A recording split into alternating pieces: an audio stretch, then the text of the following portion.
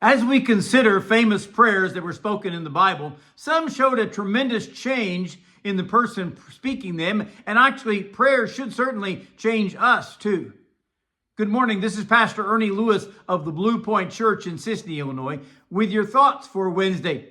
We read the amazing story of Saul of Tarsus in the book of Acts. He was a very faithful Pharisee who prided himself in his religious acts. Besides his strict Phariseeism as a Jew, he was also directly opposed to the teaching that Jesus Christ was the Messiah who had been sent from God.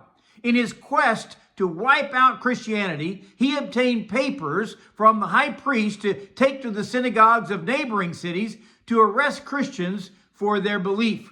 He was actually on his way for one of these quests to the city of Damascus when he was struck down by a very bright light.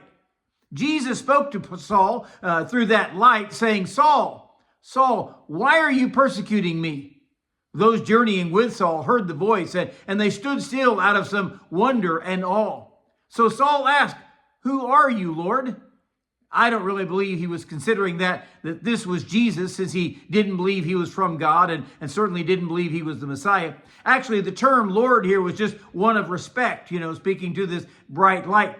Then the Lord said, I am Jesus, whom you are persecuting. It is hard for you to kick against the goads. Now, we have the definitive answer of who has blinded him, who is speaking in this miraculous way, and who Jesus of Nazareth really is. He is God's only Son. Now we come to the prayer of Saul in this encounter. Lord, what do you want me to do? If his first reference to this voice as Lord was only a courteous use of the term, realizing his power over Saul and his men, then the second use of this word Lord was certainly an admission that all his beliefs and his actions up to this point were false, that his quest against Jesus was a futile series of skirmishes that certainly he had lost. When his actual prayer is recorded, what do you want me to do? Now, this should be our prayer to begin every day of our lives, I think. But for Saul, this was a confession of his personal failure and his forfeiture of all his plans for believers. We know that God had a great plan for his life, that no one would have guessed with this type of beginning in his ministry. Many Christians still feared him and believed this was some sort of trick in order to capture them in their new belief.